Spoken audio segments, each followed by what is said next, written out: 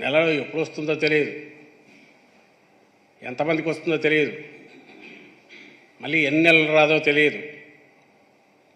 Panchayat ఆఫీసులకో municipal ఆఫీసులో మండల office ఎక్కడో వాళ్ళు ఎక్కడ పెడితే అక్కడ తిరగాల్సి వచ్చేది. వందల మంది ఎండల్లో పొద్దున నుంచి సాయంత్రం వరకు కొట్టుకుంటున్నారు. నువ్వు వచ్చి ఈరోజు జగన్మోహన్ రెడ్డి గారిని క్వశ్చన్ చేస్తావు.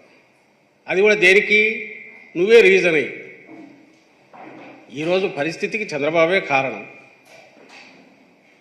ఆ పరిస్థితిలో ప్రభుత్వం తన పని ఏదో తను చేసుకుంటూ పోతుంటే మళ్ళీ మధ్యలో దూరి